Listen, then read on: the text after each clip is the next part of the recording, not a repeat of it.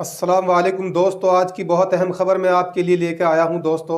असदुद्दीन ओवैसी साहब पर हमला करने वाले दोनों आरोपी जो हैं इस वक्त पुलिस की गिरफ्त में हैं। उनके बारे में सोशल मीडिया के जरिए काफ़ी जानकारियां, हैरान कर देने वाली जानकारियां सामने आ गई हैं।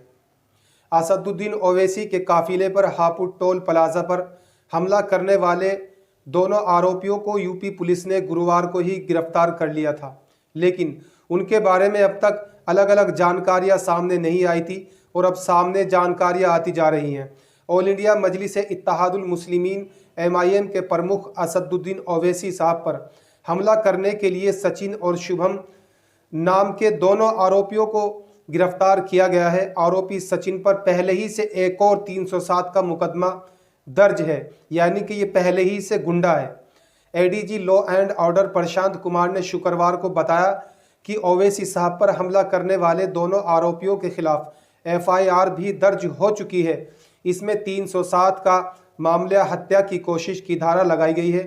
FIR में सचिन शर्मा और शुभम का नाम दर्ज किया गया है। जानकारी के मुताबिक दोस्तों, आज तकरीबन 12 बजे के बाद हापुड़ कोर्ट में दोनों आरोपियों को पेश किया जाएगा, यानी पेश किया गया। पुलिस द्वारा इनकी कस्टडी की मांग की जाएगी। ओवैसी पर हुए हमले को लेकर यूपी पुलिस जो है आज ही प्रेस कॉन्फ्रेंस भी करेगी, यानी जहां पर भी असदुद्दीन ओवैसी साहब जो है जाएंगे उनकी हिफाजत की जाएगी। आखिर कौन है ओवैसी साहब पर हमला करने वाले ये दोनों आरोपी? चलिए मैं आपको इनकी पूरी जानकारी देता हूं दोस्तों। हमले में शामिल सचिन नोएडा बादलपुर का रहने वाला है। सचिन का कहना है कि उसने LLM किया हुआ है। अब तक की जांच में पता चला है कि 307 का सचिन के ऊपर एक मुकदमा दर्ज है। वहीं पुलिस LLM के क्लेम को वेरीफाई भी कर रही है दोस्तों। दूसरा आरोपी जो है उसका नाम शुभम बताया जा रहा है, सहारनपुर का रहने वाला है। वे 10वीं पास है और खेती करता है, यानी कि पेशे से वो किसान है। उसका अब तक का कोई क्रिमिनल बैकग्राउंड नहीं निकला है, लेकिन फिलहाल आगे की जांच करके रिकॉर्ड सहारनपुर पुलिस से क्रॉस चेक किया जाएगा। दोस्तों, दरअसल बात यह है कि ओवैसी पर हमला आखिर क्यों किया गया और इसके पीछे किसकी साजिश है। पूछताछ में सचिन और शुभम ने बताया है कि दोनों पहले ही से एक दूसरे को जानते भी हैं। दोनों ही ओवैसी और उनके छोटे भाई अकबरुद्दीन ओवैसी के बयानों से बेहद नाराज रहते हैं, क्योंकि वो संविधान की बातें करते हैं।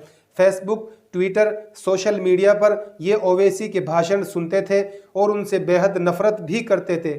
इसके साथ साथ राम जन्मभूमि पर ओवैसी के बयानों से भी दोनों की नाराजगी थी। मेरठ के किठौर में जब ओवैसी साहब ने रैली की, तब से दोनों उनके पीछे थे। दरअसल दोस्तों, हमारे भारत देश में बहुत सारे लोग ऐसे हैं जो नफरती चिंटू हैं, नफरत को बढ़ावा देने वाले हैं, गोडसे की सोच रखने वाले हैं, संविधान को ख़त्म करने वाली सोच रखने वाले व्यक्ति ये हमारे भारत में बहुत सारे देखने को मिल जाएंगे। देखिए दोस्तों, बैरिस्टर जो है महात्मा गांधी भी थे, जिनको गोडसे ने गोली मारी थी।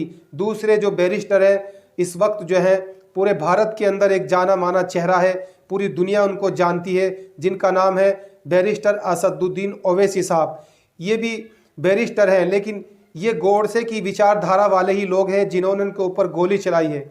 देखना दोस्तों, ये है कि वो भी बैरिस्टर थे जो महात्मा गांधी थे, और ये हमारे जो बैरिस्टर हैं, बैरिस्टर असदुद्दीन ओवैसी साहब, ये भी बैरिस्टर हैं। वो भी संविधान को बचाने की कोशिश कर रहे थे, ये भी संविधान को बचाने की कोशिश कर रहे हैं। लेकिन गोडसे की गंदी सोच रखने वाले कितने गंदे लोग हैं, यानी कि संविधान को मिटा देना चाहते हैं।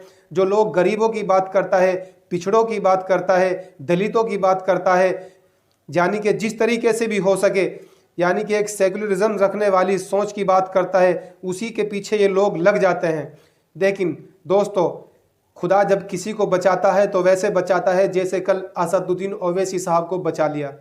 एक शेर है, शायर ने कहा है कि फानूस बनकर जिसकी हिफाजत हवा करे वो शमा क्या बुझे जिसे रोशन खुदा करे।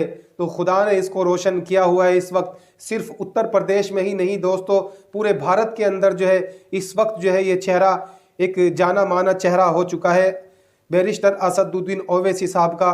फिलहाल जो है हमारे यूपी के अंदर जो है चुनाव है, विधानसभा चुनाव को लेकर काफ़ी चर्चाएं हैं।